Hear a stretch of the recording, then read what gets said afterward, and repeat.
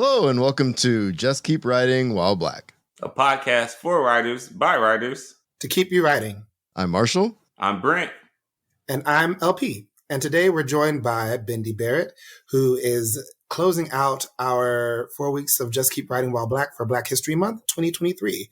Welcome, Bendi, to the podcast. Hello. Thank you for having me, gentlemen. I'm super excited to be doing this with you. Oh, we're stoked. Can't even tell you. If you couldn't tell, we're stoked. Yeah, we had some giggles in the green room. Yeah, for sure. Been good. For sure. Yeah. Bendi, could you tell us a little about yourself before we get started?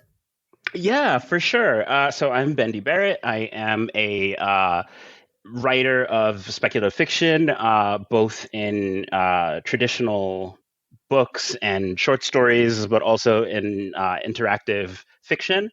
Recently, I published Empire of the Feast in late 2022 with Neon Hemlock, which is, I'm assuming, what we're going to be talking mostly about today. Yep. And then previously, I've published two interactive novels through the website Choice of Games called Avatar of the Wolf and Fate of the Storm Gods, both of which are available. And I think you can start playing them for free, but then if you want to play the whole thing, you have to shell out a couple bucks. Or I think there's actually an ad-supported version now. So you got plenty of options. Oh, that's awesome. We were going to have to circle back and talk about that at some point before we get out of here. But sure. I think we should dive. I mean, I can see the face. People that can't benefit from the video feed, like people are ready to talk about this book. And we're super stoked. I have some things also to say about one of your co-hosts, but let's get into it. Okay, I'm excited. So Brent, you're here this time, which is awesome. We appreciate. Yes. We're super stoked to have you get on our last episode of the month. I'm gonna throw it to you to ask our normal first question. Okay, normal first question. All right. So, what 3 words would you use to describe your writing journey, and explain each of those words, like why you chose them? Maybe specifically this book. Yeah, the book. Right. Yeah, the writing of this book in 3 words. Yeah. Sure. I think the it doesn't have to be a phrase either. It could just be 3 random. Sure. I think the first 2 are kind of sort of contradictory, but I'll explain them. I think the first 2 words that come to mind are structured, and then the second is madcap, and probably the third is horny. And yep. I'm sure we'll get to all 3. Oh yeah. So let's start off with structure. Tell us about that first. So I wrote the book entirely from an outline, and I mean every single plot beat was outlined in advance, and it was probably, even having written games where like I need to know variables in advance and all kinds of stuff in advance, I think this was probably the most structured thing that I wrote. In order to write it, I would show you with my camera, but you can't even see it anyway, on a podcast. But one of my doors, I took over the entire door and just filled it with Post-it notes, and then kind of moved them around in order to make sure that all of the plot points were landing where they should. And yeah, I did that before I wrote a single word for the book, and it was definitely the most orderly process that I've ever done to write anything. Pretty much, it was crazy. Very rude. Yeah. I felt singled out.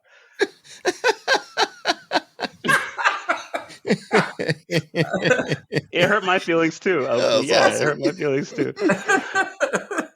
And I'm mad it had the temerity to actually work, right? Like a book came out of it, and I was like, "How dare you!" My way of life. Y'all acting like this should be a process that I engage with in the future. What kind of bullshit? Fake. I don't believe a word of it. But that is what happened, unfortunately. That's crazy. So I may have to do that again. Talk to us about madcap.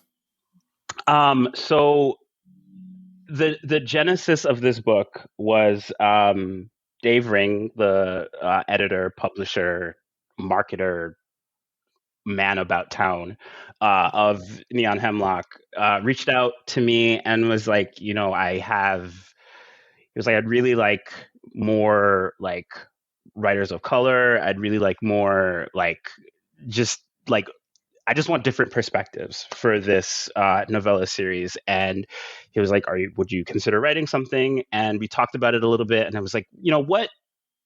I was like, he pitched, being a part of like Neon Hemlock stable for 2022. And I kind of countered with like, what are you missing from that set of stories that you've already included? And he was just like, I don't know, maybe something like science fiction-y, like a space opera might be nice. And we just kind of like just spitballed the most the most mere skeleton of an idea. And I was just like, but what if like there was a sex ritual and like there was a monster and it was in the sun? Like what? Like, do you think like I was just kind of like trying to push it to just see how weird it could get, and at no point did he stop me, and so the brakes just fell off and just got crazier and crazier. Of course, he didn't stop you because he didn't have to write it. Oh, look, okay, he did have to market it, so I mean. Well, bitch, I had to read it and it worked out. Shut up. Well, officially shutting up. But yeah, like it was just the kind of the idea for the story, just like in contrast to how structured the writing process was, the like coming up with it was just like a series. And I was sending him messages on Twitter. He was sending me messages on Twitter. We were sending messages via email. It was just like multiple Twitter accounts, multiple emails.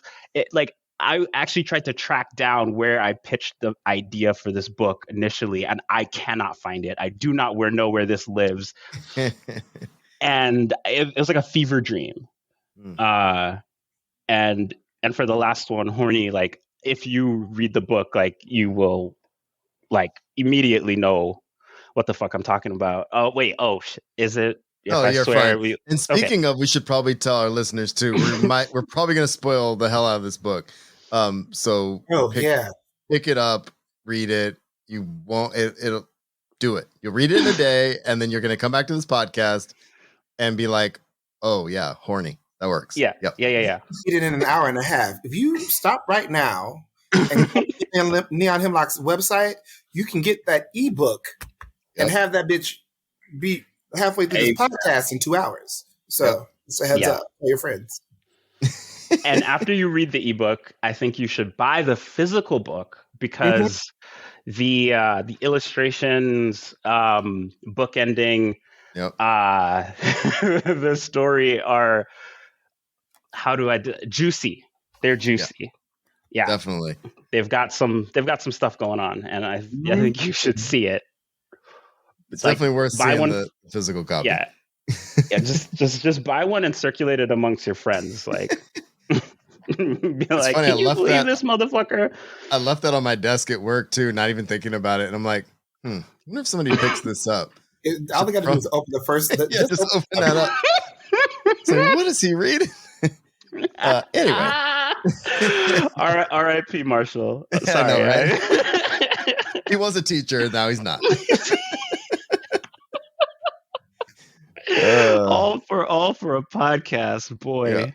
The commitment. I know. Okay, so spoilers are starting now. Daddy has questions, and here we go. Okay, let's go.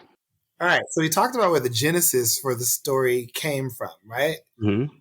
What impressed me so much was, you got fish out of water stories, which can be a lot of fucking fun. We've seen them a lot in a lot of different places. This is a different kind of fish out of water story where it's like, so bitch, I gotta catch you up on who the fuck you are to this empire. And I found it really compelling as a way to draw me into the story because in a lot of it, it's the lead's character a lot of it is a direct address from the, I mean, it's a third person narrative, but a lot of the dialogue is leads telling this person who they are, which I thought was super compelling. And this person like kind of groping their way to understanding, that comes around and bites them in the ass. But I'm curious, there were red herrings. There's a mystery going on, and there's a bit of a whodunit aspect to it. And if you'd told me the first time the Rapacious appeared and said, there is deceit afoot, I would have told you that I knew who done it, right? But I didn't know. Twist was twisted, okay? I wasn't ready because it said a thing, and then I had to go back a couple paragraphs like, put the sword in who? Here, right? But y'all read that wrong.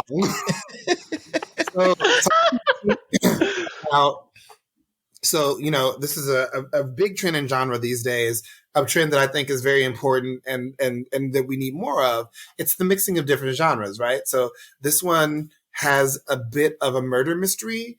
There's a bit of a space opera.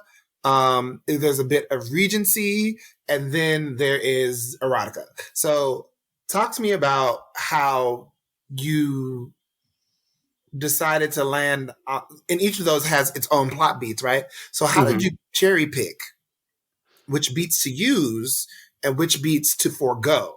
Because the story feels complete, and I think that's challenging. I think that's a really insightful question, and I appreciate it. I appreciate it on a bunch of levels. I think the cherry picking is right. Like, I think that when you're writing a genre story, especially when it's going to kind of like transcend or leapfrog into different genres, like you're going to have to take some stuff and you're going to have to leave some stuff behind.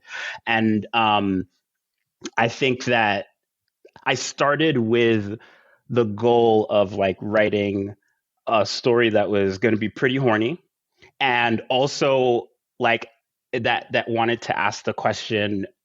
I think the core question for me, I think maybe there's a couple, but one of the really big ones is like what happens when empire co-opts everything, like including sexuality, like right down to like the thing that, you know, our society tells you that you should always consent to. Like what happens when empire says, okay, like we're going to now take that as labor and you're going to provide it in order to keep the machine running.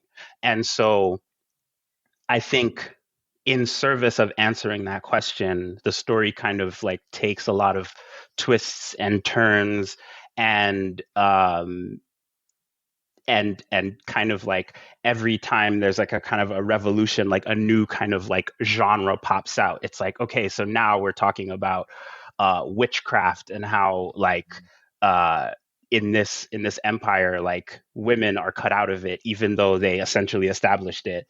And now we're talking about the delights of the food and the wonders of everything, like how kind of artfully crafted everything is. And then, you know, in the background of that, it's like, okay, well, all of the craftsmen were taken from whichever worlds, like they were deemed useful to come and build this machine. And it's just like everywhere that empire goes, it kind of leaves this trail of disenfranchisement. But like, and I think that was a kind of a fun way to fun. I'm doing air quotes.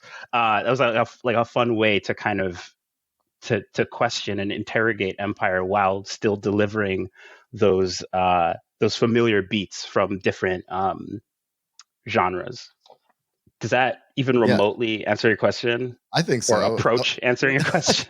LP, you were going to say something else? I have a new question. You have a new question. I can pause and let other people ask things. So sometimes we ask this at the top of it, the episode, but we just got right into it.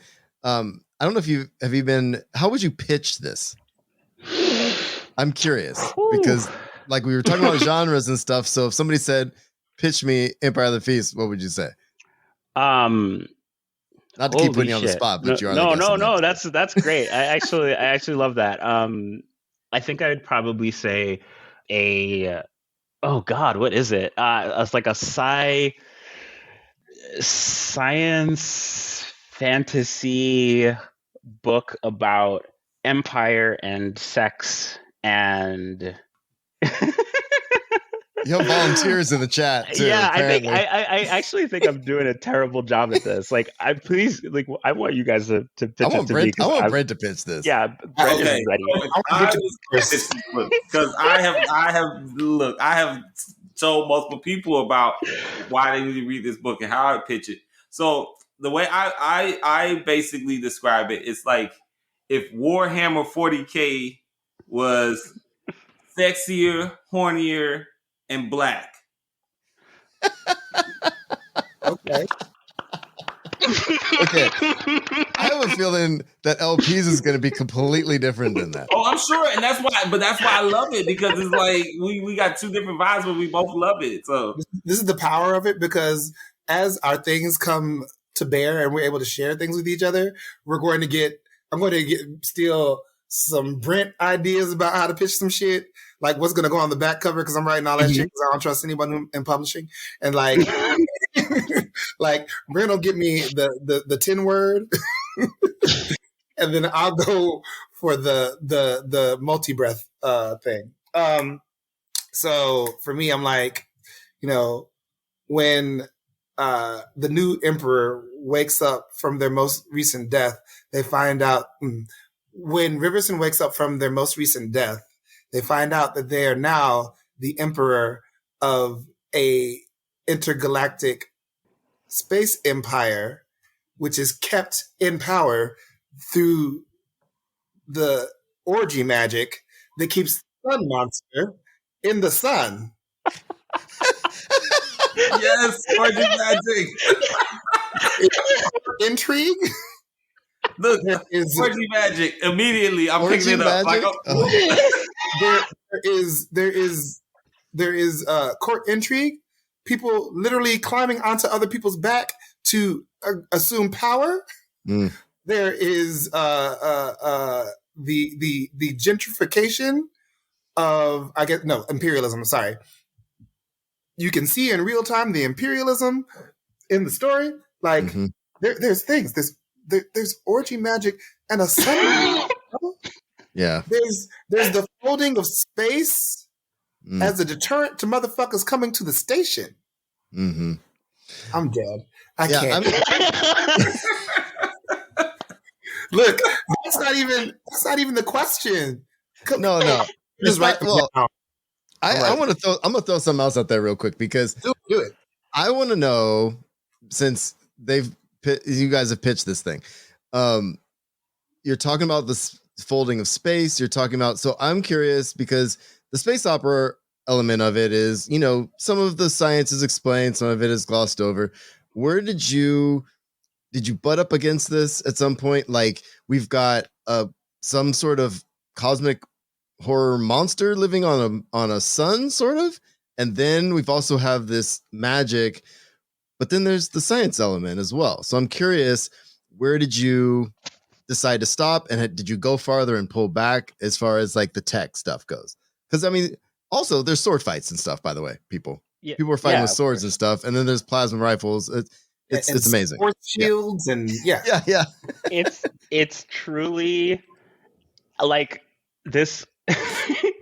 I don't know. I feel like I'm of the opinion that you should write every work like it could very well be the last thing that you make. So I wanted to put in every fucking crazy ass idea that I had about like what the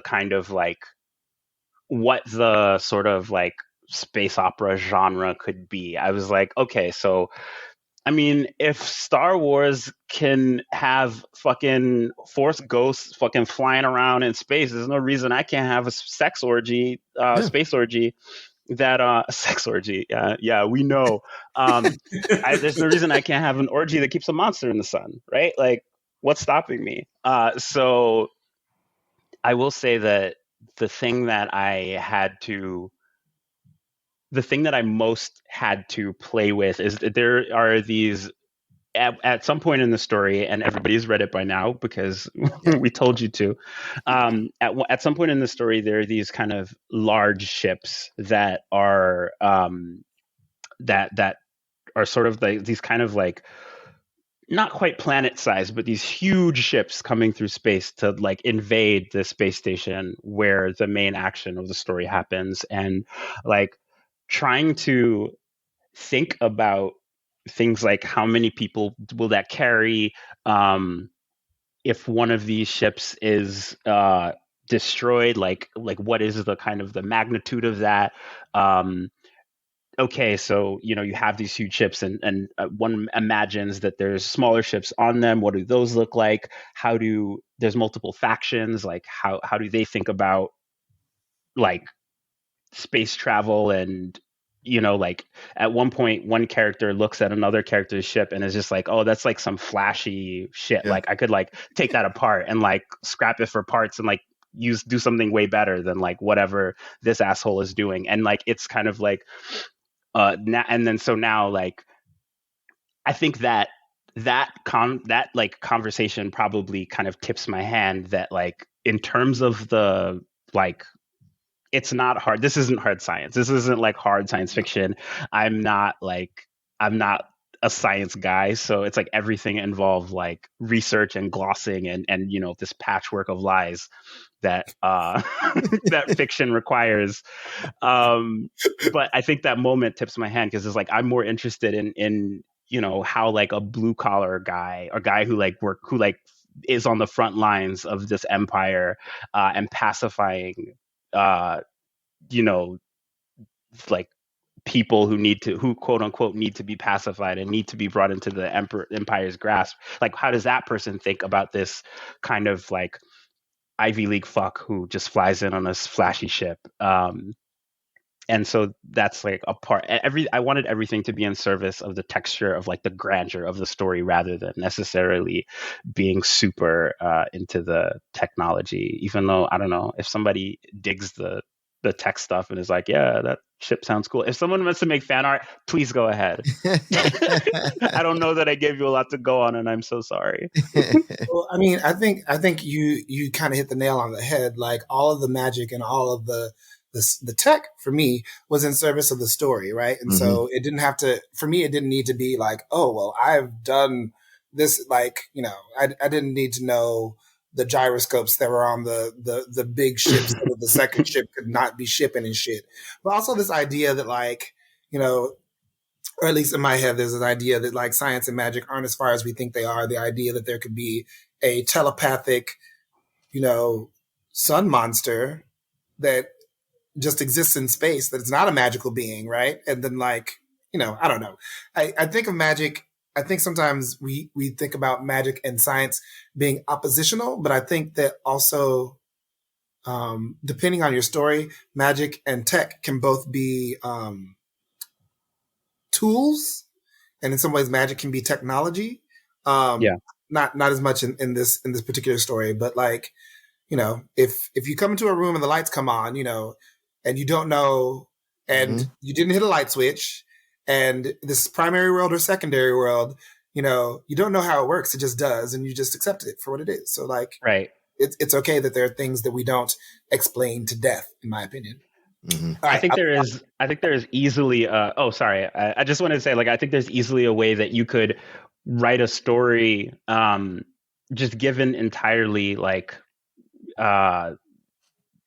present day technology, and just frame it in such a way that like, to the average person, you turn on your fucking gas and like fire comes out of it, and like most of the populace has no idea. I mean, we have some sense of how it happens, right? Like we know that it's gas, but like most people don't have access to like the information of like what is actually the physics and the chemistry that is going into making this happen. So I think like, I'm sorry, I had hard sci-fi people who are like, yeah, you got to know. And I think that I think that can be fun, right? I mean, you have like a series like The Expanse or something like that, where like, because it's there's so much research, like things that kind of come out of that research have a bearing on the plot. And I think that's really the only thing about that I find interesting personally. It's like, when shit that, they might have glossed over in the very beginning about like how physics works comes back much later to fuck someone who's like trying to do something that is just not going to work because physics. But like, then that's not even necessarily that like the science is particularly interesting. It's just, that's a storytelling device, right? Like anything that you set up and then pay off later is going to be so delicious. It's just a matter of where you focus that energy. I think we moved on from hard science fiction in a way. There are science fiction, hard science fi once upon a time was about science. And like now that we're, I might say more mature, we recognize that hard science fiction now is about how science complicates life experiences for people, right? And so like you were saying plot in that way, and in the same way that like a conflict between two people can be that, or the science can be the conflict. And I'm like, yeah, that makes sense. That tracks for me. I need to talk about sex though. So I have one nitpick, and I just think more sex. So there was a point at which y'all are gonna get here. There's a point at which there's a fraught job hand job store, and like I really was hoping that the goal of this thing was for like, wow, I'm about to say this on the podcast. I really thought the goal of this moment was for the emperor to get the nut fucked out of him. And it didn't. Wasn't per se, but I was like, bitch,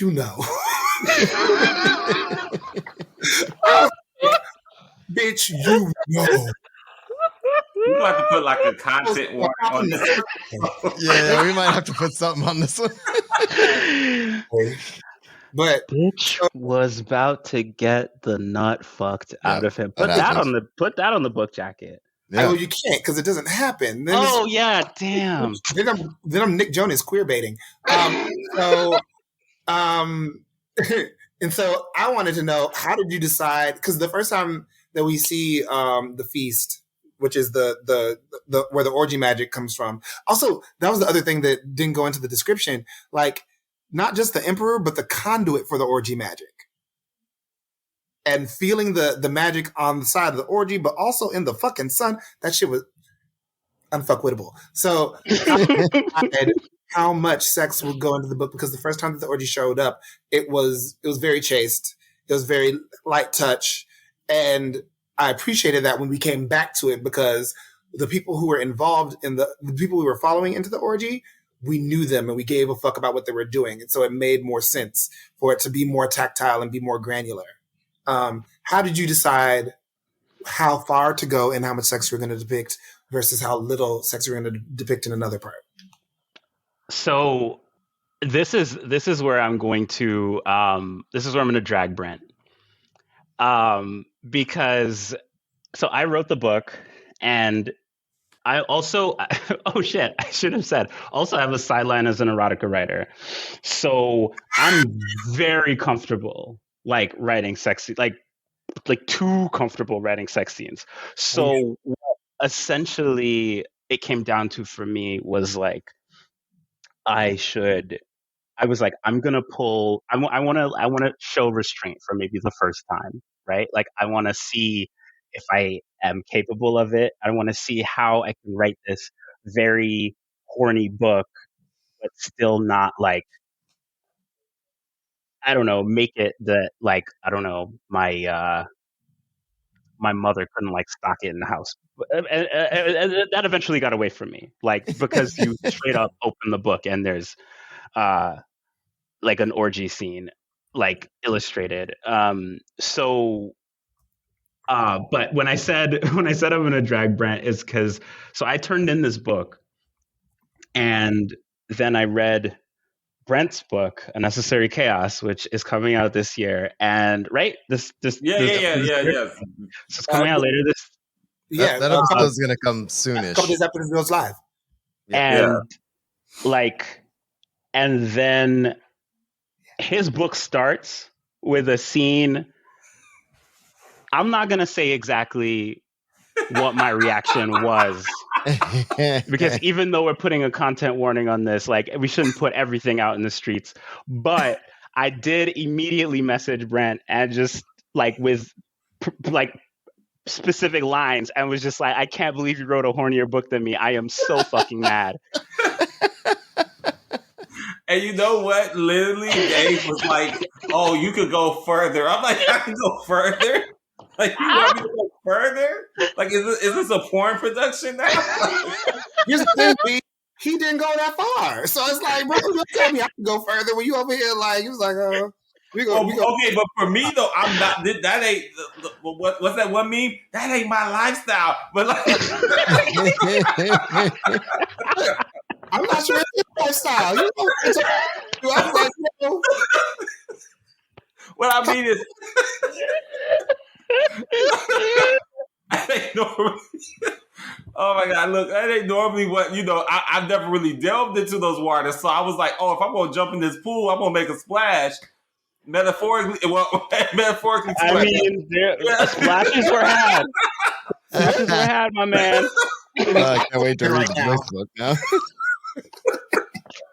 We have a bunch of episodes dedicated to Brent's book, so we are going to have more conversation about that. But I'm glad that Brent shamed you.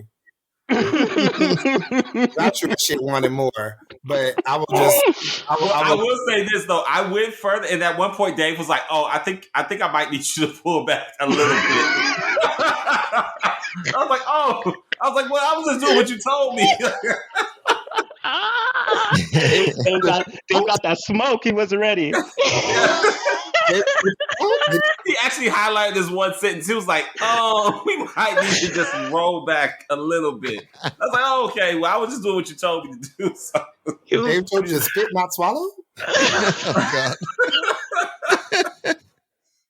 I was always going to be like, "Oh, he ate that." Yeah. Okay. Well, all right. Glad we had that conversation.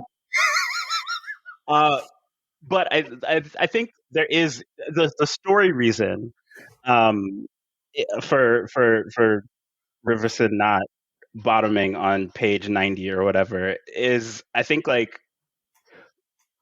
at one point it's like stated that like this, like, no person in this, so the empire is run by an empress in this book, and it's just a long continuation of the same kind of entity. Like, she dies and then she's just resurrected essentially in the same body over and over and over. And so Riverson is the first person who is in this line of succession who doesn't incarnate with all of the memories of the previous monarchs. And so at some point, towards the end, I think like in the third act, Riverson learns that like none of the empresses preceding him have personally interacted in the feast. Like, they haven't like had the sex that they essentially lord over.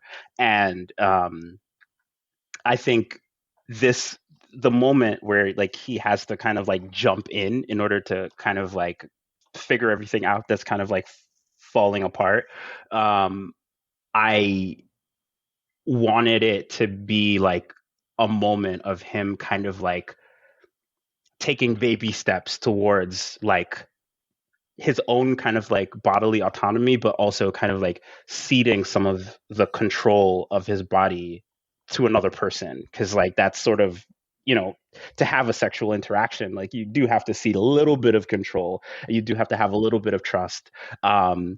So I think to sort of get around to an answer to you, LP, I was like, I don't know that this character is ready to take a D on the stage. I don't know if he's ready to have a run. Go ahead. No, Who's ready for the first time? Raise your hand. It wasn't me. I mean, I was. Yeah. I ain't gonna lie. It was like, let's get this party started. But I mean, there was regret afterwards.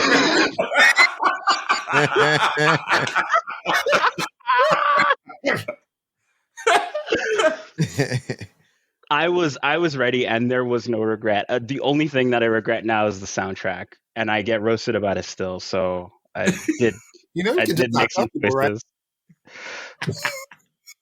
Like I'm still like with the person that I lost my virginity to. So unfortunately, like he like remembers. Like he can't.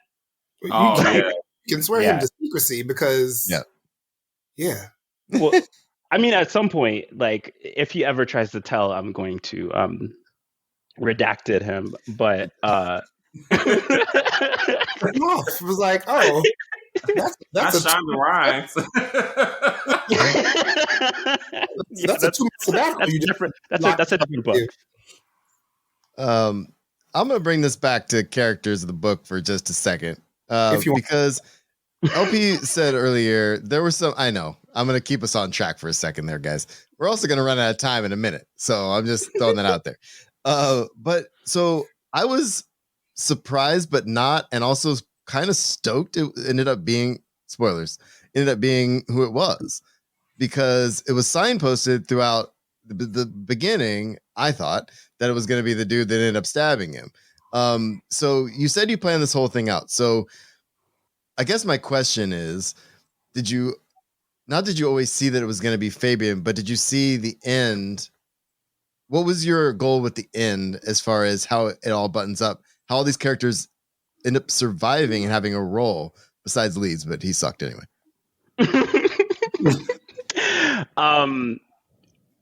So it's really interesting about the ending. I think one of maybe the most important thing to me was like essentially you have 4 characters. You have Riverson, you have Leeds, you have Fabian the Null Wolf, and Noah. Shit. Starts with a C. And what? Noah. Celestine. Oh yeah, Celestine. Yeah, shit. I can't like like this. We were like LP and I were just talking about like forgetting the details of other people's books. You're not supposed to forget the details of your own book, especially the one that you're on a podcast talking about. Embarrassing, but so basically, the thing that I wanted was at the end of the book, I wanted like everyone to have some level of betrayal on their hands. And so like Celestine is essentially, like, again, spoilers, Celestine stabs Riverson because he's kind of like drawn into a plot. Leeds has been involved in kind of like undoing this like magic of like resurrection, and Fabian Fabian does the coup, and he like essentially is a part of a coup. So it's like by the end it's like this tangle of like betrayals where like Riverson is just forced to like look at all of these bad options and just be like, I'm going to somehow unfuck this. And the kind of way that he also, to like kind of to LP's earlier point, I think the kind of vulnerability that Riverson shows, kind of like taking an enemy essentially and immediately being like, you are my only option. I do have to like be vulnerable with you. It's like, I think that shows some of his kind of like how he's different than the previous incarnations of himself, and how this weird experience has like made him more willing to be vulnerable, even though it's not to the level of getting his back blown out. I do want to answer in some way your question, Marshall. I think in terms of like buttoning it all up, I wanted to make sure that like everyone kind of left with some amount of blood on their hands, and so no one could kind of like, there is no kind of pure figure by the end. Even Riverson's like, he kind of just realizes like, this is like this situation is untenable. Like, I have to give up this entire like imperial seat in order to keep this from like collapsing around my ears. And then he takes another role, which is even weirder than the one he started with somehow.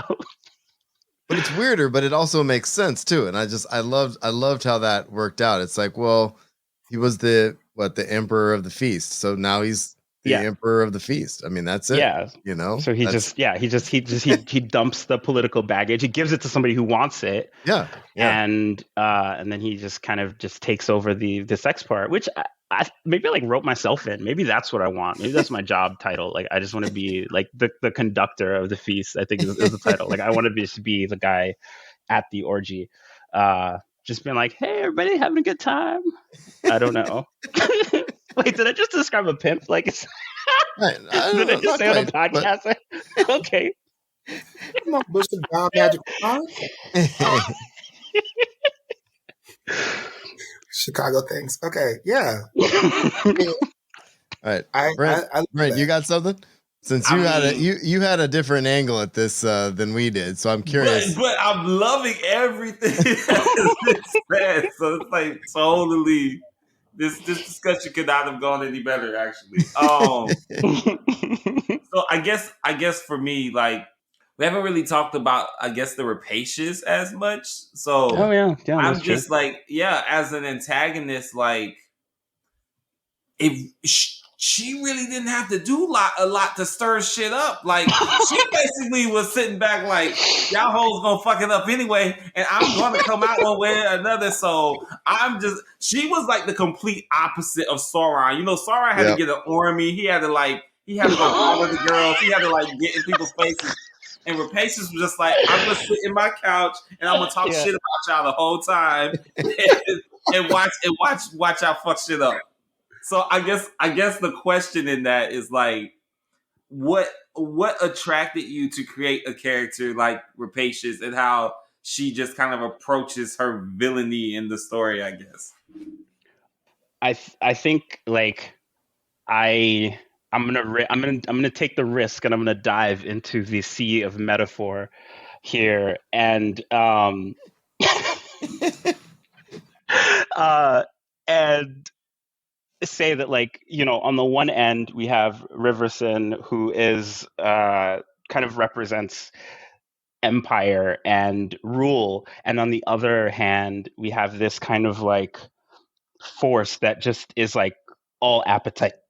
It's like the need that empire is always chasing, like, and it doesn't often need to do much more than just exist, right? Like, the resources are out there and people feel like they have to seek them, they have to consolidate it, they have to go after it no matter what. And like, it's always, I think Lord of the Rings is a good comparison, because it is like the ring. Just by its very existence, like, people interact with it in these kind of terrible ways, and it's kind of, I think, if you could just pull the spirit of the ring out and just have it talk to people and vocalize these things. Actually, maybe that happens. I don't know. I honestly haven't read Lord of the Rings. I'm just going by the movies. Feel free to, like, fantasy fans, feel free to drag me in the comments. It's fine. I mean, they got to drag me. I ain't touched them books. I've tried more than once. I just watch the movies. It's fine. Nobody got time for all that white fantasy from the 40s, 30s. All right. And I've found my people. It's us. But unsurprisingly, but I think it's like the Rapacious just really highlights like what it just tells River. Like, I don't think at any point the Rapacious tells a lie. Nope. They're just there, and then they're just like, I'm gonna like, you're right, Brent. It's just like, I'm gonna come out one way or the other. Like, you can't hold me back. You could try, and even in the end, like, when a kind of a deal is made, it's like, it's just the Rapacious decides to stop. It's just amused, so it stops, but it hasn't gone anywhere. And in fact, in the very end of the book, it kind of manifests again in a kind of a more permanent way. And so it really is a force of consumption. And it's like, in order to stop it, like, you have to look it in the face and be like, I'm not going to feed into it. I'm not going to throw the logs onto the fire. Otherwise, it's always there. So it's the temptation to just keep acquiring. One of the things I loved about this novella is the way that it works on two levels at any given time, and you're kind of watching Riverson tangle with that at any given time. Lately I've been really thinking about what makes a novella tick, and so I just want to applaud you because I don't know, like I complained about the lack of cherry pop, but like I think this is a pretty like. I think you did the damn thing. Do you know what I'm saying? Like, and sometimes people don't. And so when you land the bird, I just want to point out that the pilot landed this fucking plane that apparently he's never landed a plane before. And it was like, look, we're all down in one piece and everyone survived. And like, it was a great landing.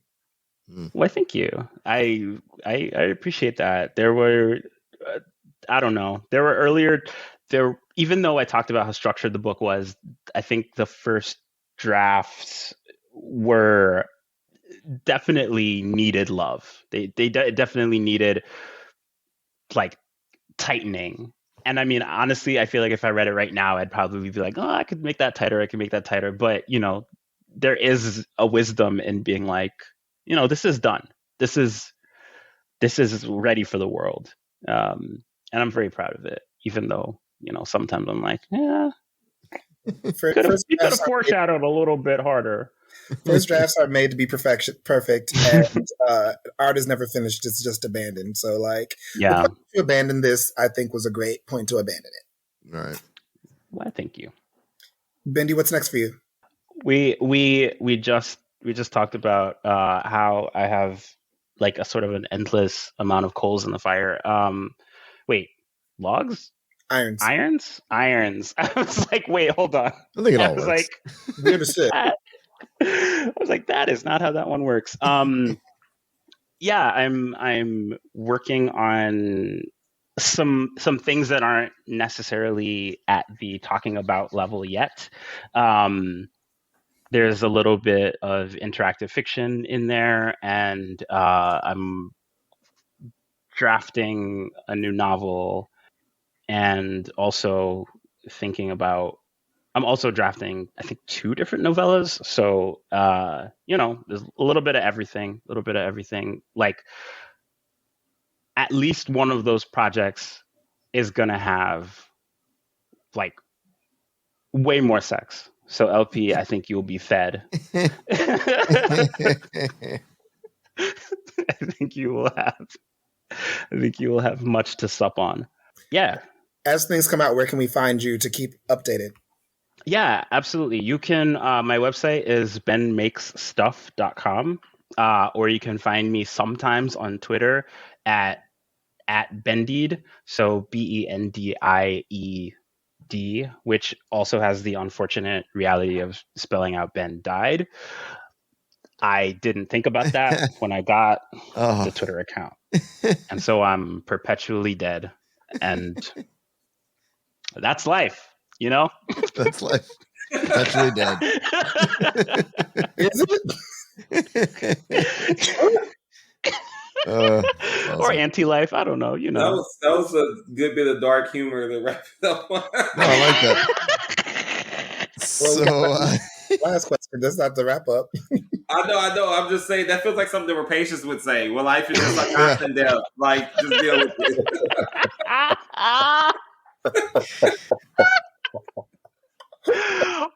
Also, please, folks, if you just do me one favor, it would be great if you read my book, but like, just do me a personal favor and pre-order Brent's book, A Necessary Chaos, and make sure you read it, because like, it is, I think, for a lot of reasons, but like we were in the same kind of cohort writing these books, and I think it is an incredible piece of work, and I think our books talk to each other in a way that is really phenomenal, and it absolutely deserves a place on your shelf. Sweet. Thank you. Yes, very much so. I agree. They do talk to each other, which is why I was kicking myself in the ass about the delay, but at the same time, I was like, you know what? We'll still be able to chime in and tell people how the books are in conversation, because they are, for sure. Like 100%. I can't wait till this book comes out so that I can hype it endlessly. 15 days. Yep. So first of all, we can't thank you enough for being on the show. We always ask this last question of our guests. And we just want to know what just keeps you writing. Oh man, what keeps me writing? I think a lack of hard skills. But oh my goodness! Oh, that one caught me off guard. That one's too close to the chest. No, let me pull back. I think honestly, when I was young, I read a lot of epic fantasy, and it would often have like a picture of the author at the back of the book, and it was always like this like graybeard white man. And at some point, I think it started to occur to me. It started to feel like that was what an author was. And thankfully we don't live in that world anymore. Like there is no kind of like homogenous idea of what a writer is, or of what fantasy is, of what genre is. And multiple people before me have kicked down the door, but I think in a lot of ways I'm still writing for that person who flipped to the back of the book, and I want them to be able to see more people who look like them, who sound like them, who have kind of adjacent interests and focus, and want to write things that are horny and queer and ridiculous. So yeah, I think that's honestly what keeps me going. Thanks again. We really appreciate you coming on the show. This has been awesome. This was super fun. The time fucking flew. I can't believe it's been an hour. We definitely got to do it again though. At some point, I'd love to talk to you more about interactive, gaming, for sure. all that kind of stuff. Like that would be awesome. Anytime. This was an absolute blast. You guys are so lovely. Thank you for doing this, and have a great book. Shit. What time is it? It's still like early there. Like, go out, have a good time. And this has been Just Keep Writing, a podcast for writers, by writers, to keep you writing. You can find us at justkeepwriting.org. Follow us on Facebook, Twitter, Instagram, and YouTube. Feel free to reach out to any of us on our social medias, and please jump in our Just Keep Writing Discord channel. Links to all of that is in the show notes. Lastly, please support our show by going to patreon.com/justkeepwriting. We offer daily writing prompts, early access to podcast episodes, and much more. Thanks for listening, and just keep writing.